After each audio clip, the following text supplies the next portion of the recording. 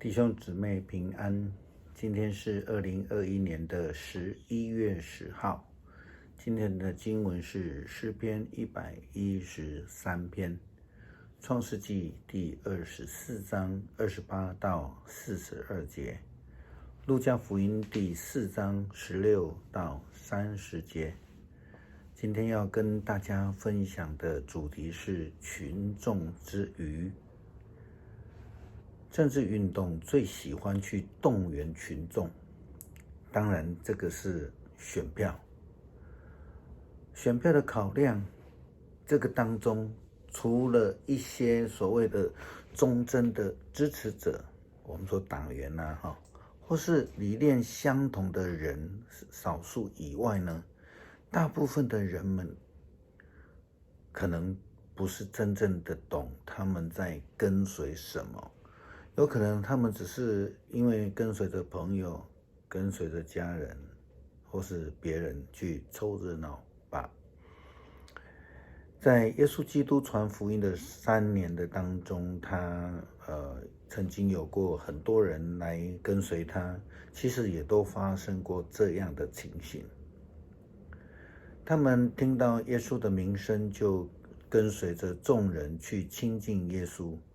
可是很多人他们都停留在跟随的阶段而已，他们不愿意更进一步的被改变，因而慢慢的就成了一群盲从的群众。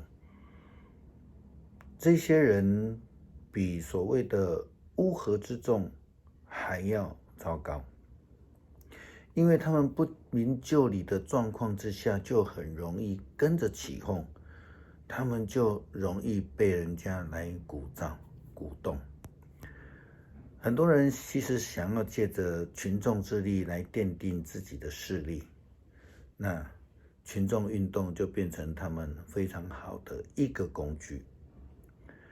我们看到今天的路加福音经文4章16到30节，就提到了一群原本听到耶稣基督的教导非常高兴的人们。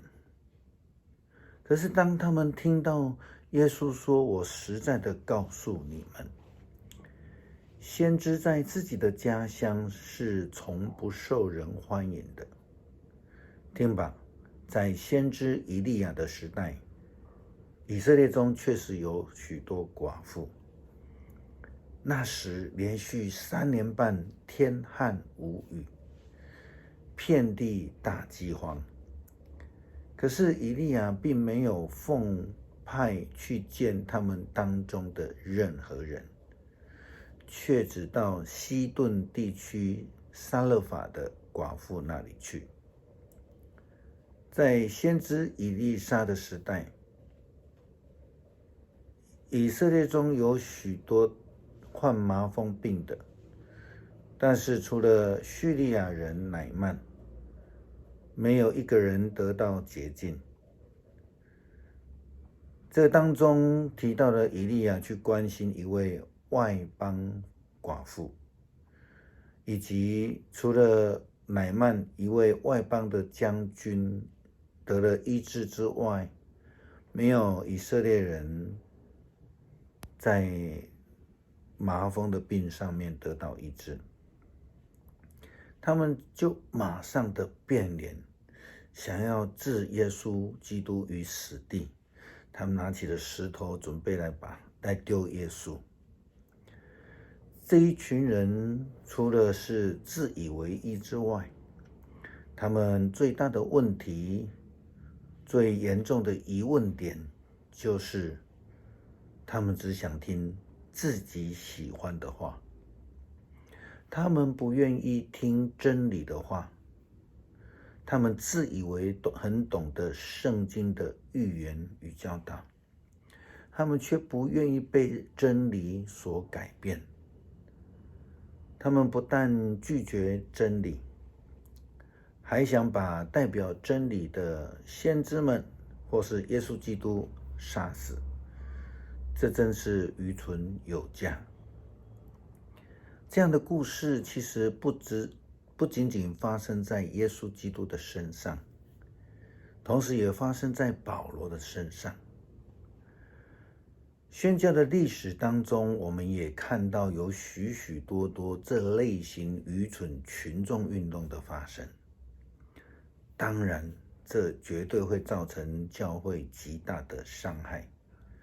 自义的教会信徒很容易成为一群盲从的群众，没有正确的信仰追求，没有好的使徒训练，就容易跟着别人来受到鼓动，受到躁动。现代人总是以为民主是万灵丹，可是事实上我们都忽略了圣经的原则。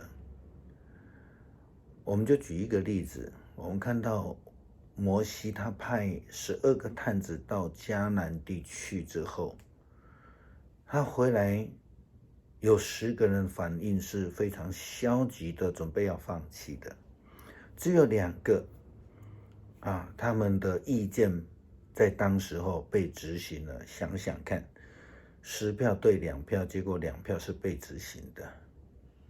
圣经里面不鼓吹民主制度圣经鼓吹的不是说你看约书亚赢了，其实不是，是上帝赢了。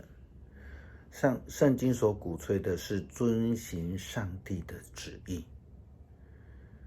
我们回到这士师记的这个记载里面，我们看到基甸他当时候当领导的时候，上帝不要他所拣选的32000人的军队，上帝要求人数降低，后来减少了22000人，成为1万人。可是上帝仍然对基甸说，这样的人还是太多了。上帝要求基甸带这群剩下的人去水边喝水，接受考验。最后留下了非常警醒的300人而已。有些人解经会说到这一段，然后就给他一个注解，叫做基甸军法。牧师个人认为这是完全错误的说法。牧师认为这是上帝的军法。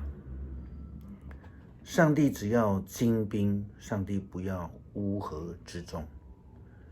因为一群乌合之众不但没有办法发生效用，很容易就变成一群自夸自耀、不懂得尊主为大的一群人。这并不是上帝所要的。记得当时候一群举手高喊说钉他十字架的那一群人，他们非常可能也是当时候高举棕树枝高喊和散那的那一群人。他们在城门口迎接耶稣，他们也很可能在旷野跟随耶稣基督，后来被喂养的5000人之一。我们基督徒应当努力被上帝来装备，成为上帝的精兵。记得上帝呼召那300个精兵打败的敌人，却有10多万这样的大军。基督徒的灵命自我提升是非常重要的一件事情。牧师喜欢提醒兄弟姐妹要有这种成为使徒的预备心，不要只停留在门徒的阶段，更不能只停留在信徒或是跟随者的阶段。常常听人家说，哎呦，我能力不足啦，这个我不会啊，那个我不会，只有2个不会。或是有人会说，哎呦，牧师祷告啦，牧师祷告最有效啦，或是长老执事才有能力啦，所以他们这样才会被选啦，其实按理说没有一个人可以，但是当我们愿意被上帝改变，我们就能够被上帝来使用，然后我们才能脱离那种永远当人力中介的推荐别人来做事的人。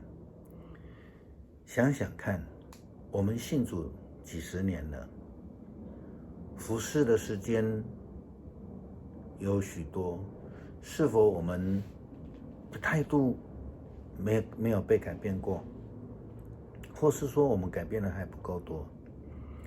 我们是否会常常说啊，这个就是我的个性啊，所以我不愿意被改变？在信仰上，在团契生活上，在教会生活，我们到底是加分呢，还是我们仍需努力？我们是不是愿意如同创世纪24章的经文的记载一样，成为那个被拣选的人，不要成为拒绝真理的人？